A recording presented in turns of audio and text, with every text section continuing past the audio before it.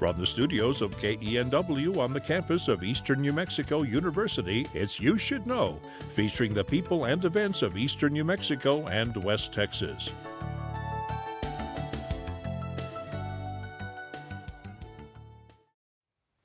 Welcome to You Should Know, and my guest at this time is Patricia Duran, and she is a student here, she was a student here at Eastern New Mexico University. She has 2 degrees from Eastern now, and a very unusual story, a very good story, one that's very inspiring. And so if you have a youngster at the house who is planning on going to college someday, or maybe is discouraged and doesn't think they can go to college, bring them in and let them watch this show, because this is going to be very interesting, I think, for all of us.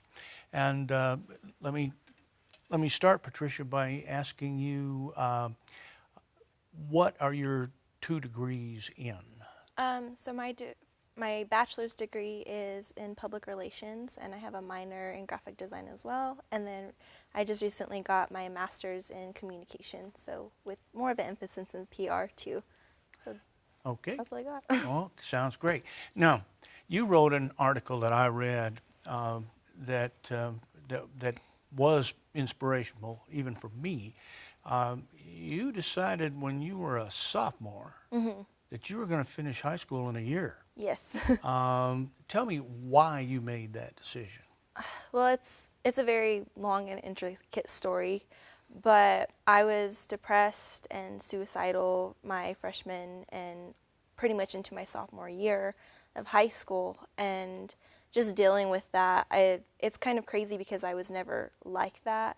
If you know who I am, just growing up, I've always loved school. I've always been ambitious and driven. I had like a 4.5 in middle school.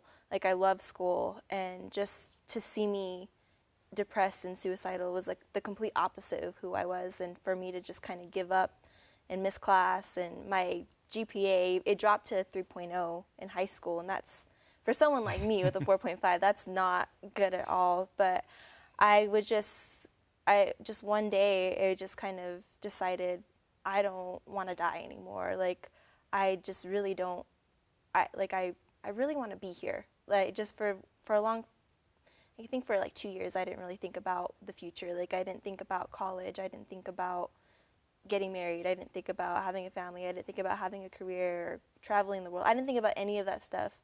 And just one day, I just woke up and I was like, I'm going to graduate early. I really think I need a new scenery.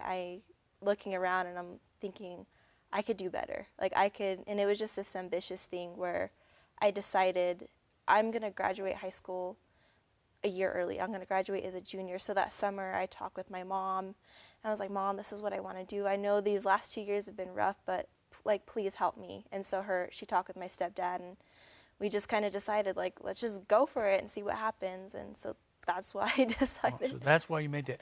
Okay, well, let's go back. Do you know why you were depressed? I do. I mean, I would much rather not talk about it, but okay, well, I mean, I can. Yeah. But basically, the town I grew up in, like, there was a lot of just jerks, I guess. So it was a relationship with other people. Yeah, a lot of it was just me being insecure, but a lot of it too is bullying. And it was rough because in the town that I'm from, it's so small. You hear one thing and it's the complete opposite of everything that was going on, basically. So it was just a lot of bullying, and for me, I felt I don't deserve to be here, kind of thing. So the relationships that you had with some of the other people your age kind of made you feel bad. Yeah. Now, what can adults do in a situation like that? Well, we're trying desperately, many of us, and we worry about young people, people that are the age you were when you made this decision, because there are a number of young people in our schools and in our towns and villages that get depressed. How did you get yourself from being that low to I'm going to do this. Goodness. Well, I mean, I would have to say, I think one of the things that like adults really need to realize is actually take an active interest in these kids and these students, because you don't really know what's going on in their lives. And even though parents will tell you one thing or teachers will tell you another, there's actually something more deeper. And I think that was a thing that I didn't really have, even though I'm sure that the school and the counselors did their best. It was just something like, I don't think they realize what I'm going through, so I'm not going to open up to them. And that's really important. Just really take that active interest and dig deep and figure out who they are and what's going on. That's really important, because a lot of us don't see seen. We don't feel like we're seen. We don't feel like they understand. So I think that's really important. But for me to get from that point, it was kind of, the truth was actually one of my academic counselors. I sat in her office, and you'll read that in the article. I said, I want to graduate 1 year early. I'm going to put 2 years in one. And she looked at me, looked at my records, and I think it was more her looking at my records, but she was just like, you're not going to make it. Your grades aren't high enough. And I said, I'm going to get a scholarship. And she said, no, that's not possible. And I think a lot of it, too, is a lot of students have sat in her office before and said, I want to do this, but they failed. And I think she was more trying not to set me up for failure, but at the same time, she was kind of very negative about it. So when she said, you're not going to make it, I was like, watch me. And that's exactly what I did. That's a Yeah. wonderful point. A lot of times people, schools have a big problem in that they've got this huge group of students, and they have to make decisions for them, and they've got statistics, and some people don't fit the statistics, but they've got to kind of go by the statistics. I'm sure that your counselor thought, well, this girl just, she had this wild idea, and she, no way she can do that kind of thing. Yeah. When indeed encouragement was what you needed. What'd your mom think about it? Was your mom encouraging? She was just like, I completely agree with you. She's like, you need to get out of this town. She's like, you need a clean start. She's like, I don't see any way other than that. And even though it was going to cost money to take online classes for my senior credits, she was like, I will pay them. She's like, you need a fresh start. You need everything. And I think that was what drove me the most, was that my parents were like, we're going to do this and we're going to help you, but you got to do it, kind of thing. So they were really great. They were really supportive, and they've always been my #1 fan since I was in school, because they've always given me that drive to, you're going to be awesome, you're going to be ambitious, you're going to be somebody. So someday when a young person, you're going to work in PR, so you'll be out there in the public quite a bit. Yeah. A young person comes up to you and is asking for inspiration. What would you tell them? What should they do, or what should they think about to plan their lives to get to work toward it? Definitely mine was realizing that you do have a destiny and you do have a calling, and things just aren't coincidence. If I may, I think one of the things that really helped me was, this is kind of a little twist in the story, but I used to be atheist, and the day that I was going to commit suicide, I found myself thinking, well, maybe God is real. I don't know. And that is a definitely twist, because I would have never thought that. But I remember my first prayer ever was, God, if you're real, I don't want to be depressed anymore. I don't know what else to do. Kind of help me. And then it was just, like I said, it was just crazy I never thought about the future. And all of a sudden, with that little mustard seed of faith in God, I was like, thinking about the future. So I definitely knowing that you do have a purpose and you do have a calling, and God does have that for you. And now I can definitely see it 6 years later. So that's really important. Okay, great. Yeah. And that's a wonderful example of what people should do if they're feeling that way. Now, talking about feeling that way, I've known lots of hard workers, and I've also known people that were very busy. Some of them just makes them more active, and some of them are, oh boy, you ought to see all the stuff I've got to do. Anyway, you weren't like that. You didn't get tired. Tell us about your schedule. When you were finishing 2 years of high school in one, you got up at what time in the morning? I got up at pretty much 5 or 6 a.m. every morning. I had to be at school by 7 to do my online classes because I didn't have the computer at home.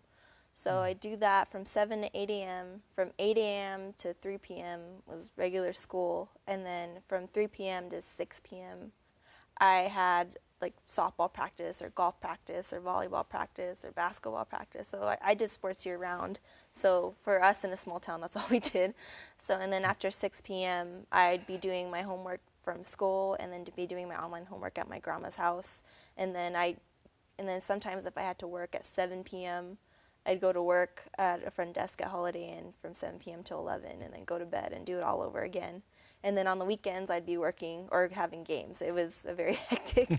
So that was my schedule, 24/7. Good. Well, let's take some of those things one at a time. And let's start with your being involved in athletics. I think that's good. It's wonderful for anybody that wants to stay in good physical shape and so on.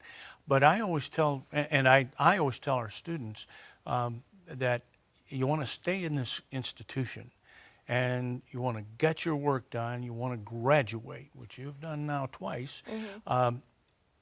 What you need to do is get involved in something.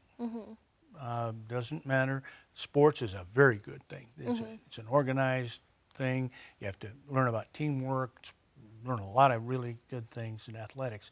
When I came to school, I became a theater major. And I was in 22 major productions in 4 years. Yes. And I loved it. And that being busy part of my life was not bad. I met people that I liked and I had friends and those kinds of things. How did you feel about that when you were in high school and playing golf and softball? Oh goodness, I loved it. I've been active my whole life. I think probably my list of sports that I played is longer than my degrees because I started out in gymnastics, but I've always loved to be active and but just being a part of sports, it's cliche to say, but it really is a character builder. It really shows you, how to work with people and communicate. And when you do fail, are you gonna be a snooty brat about it, or are you gonna be like, okay, let's pick ourselves up and go again? But I loved it. It really kept me grounded a lot of the times because, like, a lot of times, like, my situation with me being depressed wasn't very helpful. But when I was at sports, it took my mind off it. It gave me something to strive for. And like, hey, I'm going to hit this ball today in softball. Like, oh, I'm going to get, a birdie today if I try to. It just really kept me grounded is what it did. Okay, great. Now, let's talk about taking classes online. I'm an old guy. Yeah. Okay, they didn't have the internet when I went to school. I wouldn't have been able to do that. It's amazing, and I'm glad they can. But I've taken many courses as a part of my career to learn different technologies, so on and so forth. And I would rather be there than just know that over on the other end, somewhere out there in cyberspace, there's a teacher. And they will help me because I know because the words come typing onto my screen. But I'm a little set back by that. How did that affect you? Did you enjoy taking the online classes? I didn't. I really didn't, honestly. Well, because like you said, we're more hands-on people. It was rough because actually the program, there was a teacher if you needed help. Because I had to go to school into this classroom where a bunch of other kids were taking the same classes. So if they needed help, they could ask the teacher, but the majority of the time, it was you're in this program reading these textbooks and like these chapters, and you'd have to take a test every single time after the chapters, but you'd have to study before you took the test. It was like all like right then and there, if you didn't learn it, and like the classes were very quick. So I didn't enjoy it. It's not like Blackboard. It's completely different. I mean, and plus I was putting a whole year in another 2 semesters. It was rough, but it was pretty rough. That's all I gotta say. And it was hard. But if I wanted a scholarship, I had to work extra hard, to come to college and get my grades up. So the goal once again became very important and helped you get past that particular part of your life. One other thing that you did that I would recommend for some people, and some people I'd say, be careful about that. But you had a job. and you worked as at a hotel. Mm-hmm. Now, were you the night clerk? Yeah, usually the night clerk, and then on the weekends I would do the morning, if anything. Mm-hmm. But yes, it was Yeah. rough. And what do you think you learned from that? I think it was just probably budgeting and saving up money. At the time, I was actually living with my biological dad, and they didn't have a lot of money, so that's why I was actually working to help them out, honestly. And learning from that was just kind of, I think the learning was that, hey, I can juggle a million things if I wanted to and make it out okay. Did you ever run across a place where they wanted you to come to work, but you sure would rather have gone to the dance that weekend or the ball game, those kinds of things? Did that ever happen to you? Yeah, that was a lot of the time. A lot of people would say that I didn't have a childhood, but I had to grow up pretty quick. But I think about it now, and I look around at a lot of the people that are like my age, and my husband will say it too.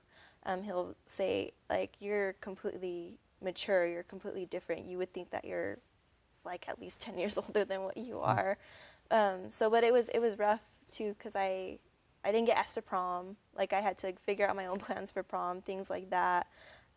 So that it's things that I do look back and I wish would have happened. Things would have been different, but I'm a bigger and more mature, and I realize there's much more to life than, even though going to dances is amazing, but I do have a destiny and a calling that's different than that. Okay. Yeah. So sometimes when you have a job, you got to do it. Mm-hmm.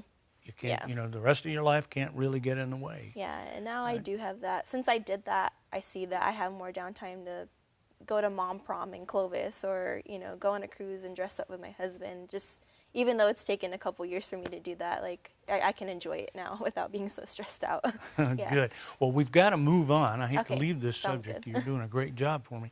But we need to move on to your going to Eastern New Mexico University. Yes. And you wrote something in the article that I read about a coach that you had who had attended here.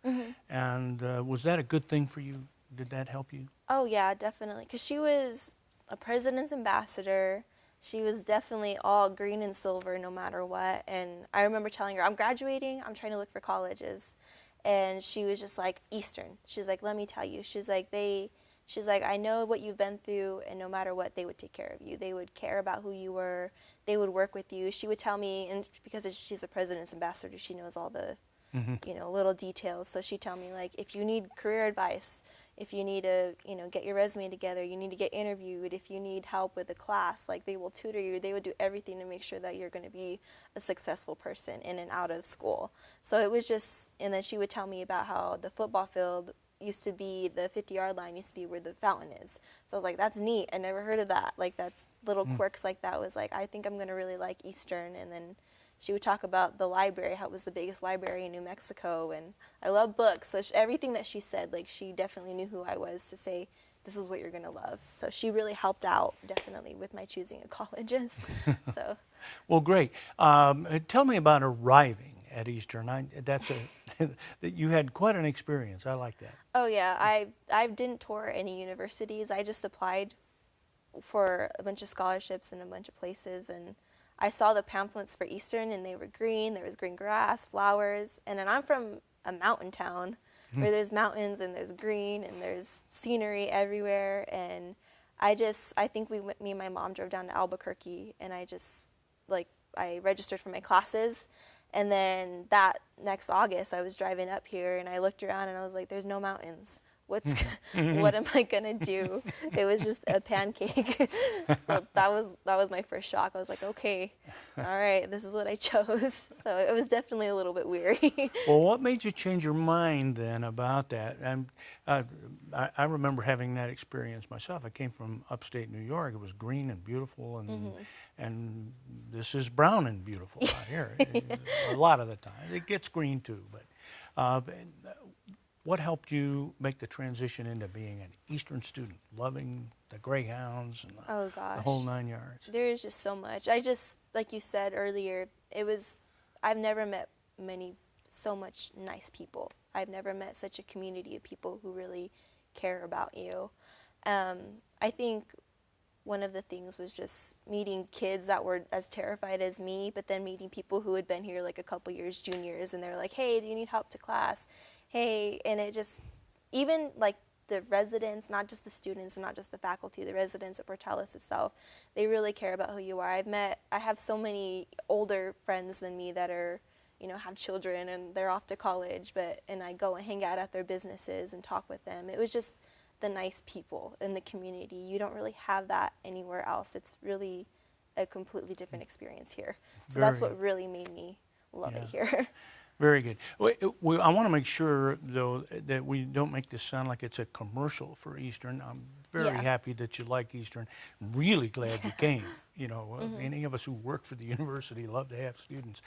But you can kind of make experiences like that for yourself if you'll open yourself up to the people that are around you. Yes. Yeah. What did you get involved in when you got here? Well, I wasn't really involved because I had an academic scholarship, and I had to keep it up to keep it, and that was the only way that I could stay here. So what I actually got involved in is I started singing in a local church. So I was actually involved in like Wake, in Wake from Trinity. It's like a college ministry. So I started singing. The truth is I actually used to sing a lot when I was younger, and I was in choirs, and I'd stopped singing because I fainted on stage. So that's just like that's like a side passion. Like music has always been good. So I've been involved in ministry pretty much. That's my extracurricular activity. Well, So that's wonderful. That is something people, once again, people need to get involved, don't they? Yeah. They need to kind of. You mentioned knowing many community members, and that's true. We have non-traditional students here on the campus, and it's great to know them because they've had that life experience, and they can maybe help you out sometime. What made you decide to go right on and get a master's degree? Oh gosh, just that drive again.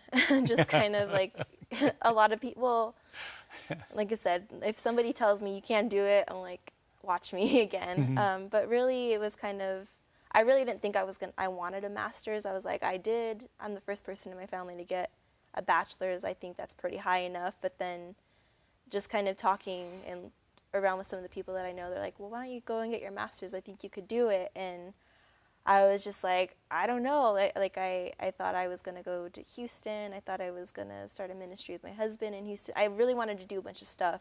But then like, why don't you try and go get a master's? And I was like, okay, but I'm only going to go get a master's if I can afford it and if like I have the money for it. So I applied, I got in, and I applied for the Minority Graduate Fellowship, and I got it.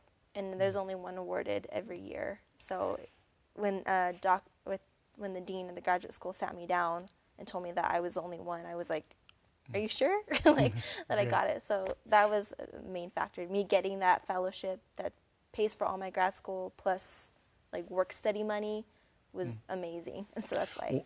What do you think about scholarships? You've mentioned scholarships quite a few times, and it helped you get through your undergraduate work. Should people go ahead and apply for them? Should the people that are going to be students here or any college? Apply for every single one of them. Like that's what I spent too. You know, in high school, I don't know how many hours I spent filling out applications and writing essays and everything and taking the ACTs over and over again. But apply for them because it's, you know, it will help you. It'll pay for. Right now, I'm graduating debt free twice because of scholarships. So do it. It doesn't matter how many you have to do. Just do them. As a father who's had 2 children go through college, for you to graduate with it all paid for, let me say that's wonderful. Yeah. I'm sure, you know, your parents are proud. They are. They were excited. that happened for you. Well, we listened to your story. You've done all this. I better ask you, first of all, what are some of your plans for the future? Well, right now, I accepted a position in near my hometown, so I'm going to be moving back to my hometown at Mount Carmel Community Center in Trinidad, Colorado.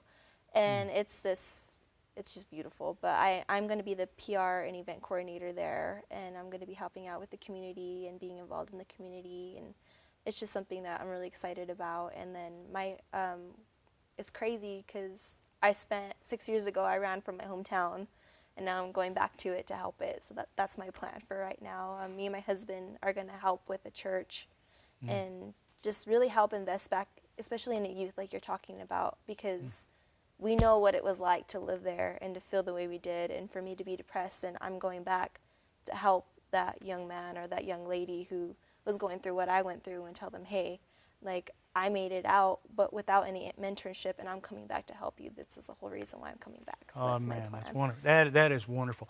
Yes. Let me just say that to close this out, unfortunately, we have to, Yes. but we're very proud of you, all of us here at Eastern, and we're glad that you're going to take some of whatever that spark is inside of you. There are a lot of people out there right now that would like to take you home with them and make you give a blood transfusion to that kid that's sitting on the couch, over there playing video games. But really, it's wonderful that you had that kind of energy, that you snapped out of that little period of depression that you went through, and the best part is you're going to make the world a better place by helping other people. And that really makes it all worthwhile, I think. I think you'll find that is one of the greatest things in life, is helping other people. So thank you very much for coming and talking to me. Thank you so much. Thank you for having me. Thank you. Thank you for watching.